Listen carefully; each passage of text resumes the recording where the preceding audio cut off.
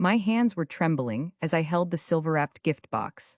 Behind me, my husband of 45 years stood frozen in his freshly pressed suit. The words hit me like ice water down my spine.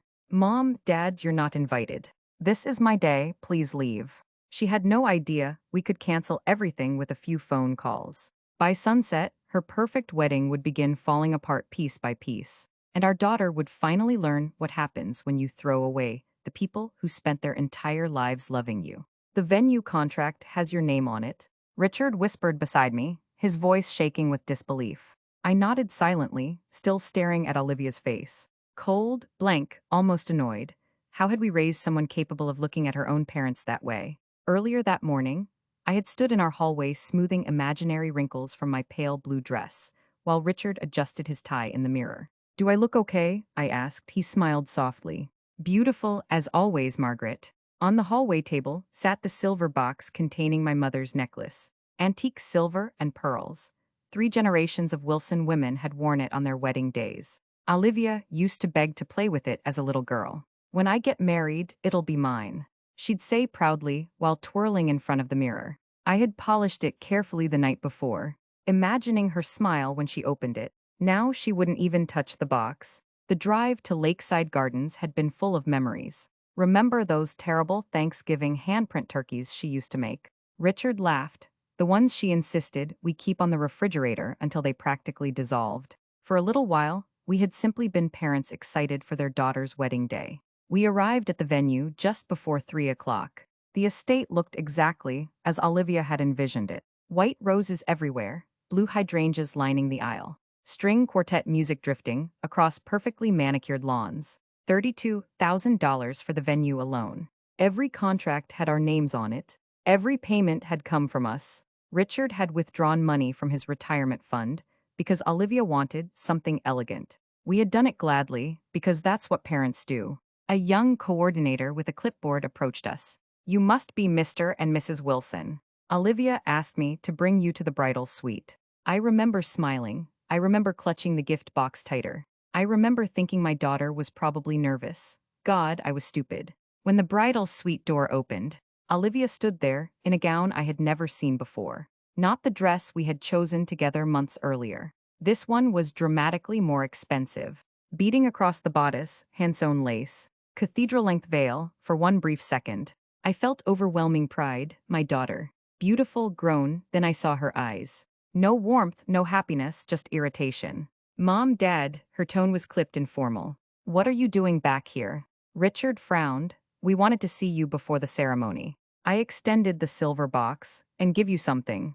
Olivia didn't even look at it. Instead, she stepped into the hallway and partially closed the door behind her so her bridesmaids couldn't hear. There's been a change of plans, she said. Something cold settled into my stomach. What kind of change? She sighed impatiently.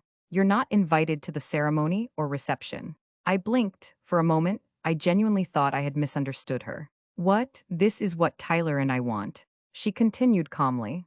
We've decided to keep it to friends and his family. His family, not ours. Richard stared at her. Olivia, we're your parents, and I appreciate everything you've done. She replied automatically, sounding like someone reading from a script. But his family has certain expectations. There it was, the truth hiding underneath the politeness. We embarrassed her, our middle-class lives, our ordinary clothes, our existence. Your father emptied part of his retirement account for this wedding. I said quietly. She shrugged.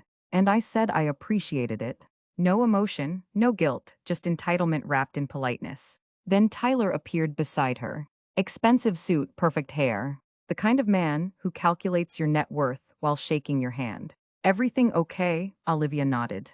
I'm just explaining the situation. He looked at us with cool detachment. We really need to stay on schedule. Behind them, bridesmaids whispered. Everyone knew, his family knew. We were the only fools who believed we belonged.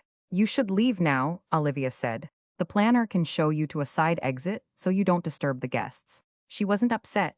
She had already emotionally removed us from her life long before today. This was just the moment she said it out loud. Richard's hand tightened beside me. Every ignored phone call, every rushed holiday visit, the dress fitting she didn't invite me to, the venue she selected without asking. We hadn't been parents during this process. We had been walking wallets. The coordinator stepped forward. We know the way, Richard said sharply. We walked out past the flowers we paid for, past the musicians we hired, past the reception tables we selected, while Olivia texted through most of the appointments. In the car, I sat slowly. She threw us away.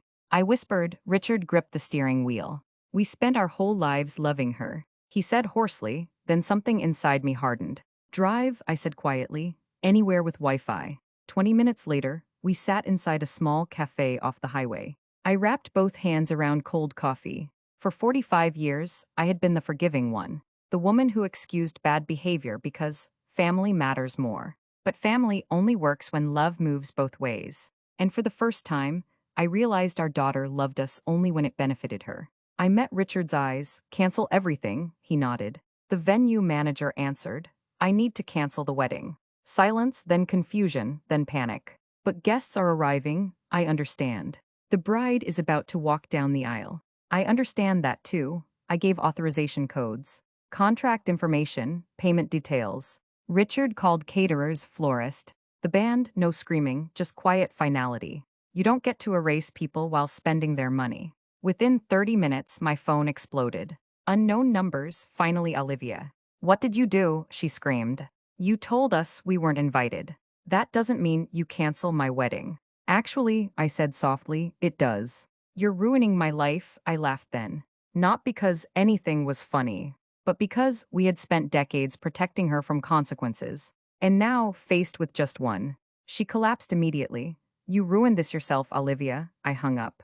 Later that night, she texted, not an apology, just anger. You humiliated me in front of everyone.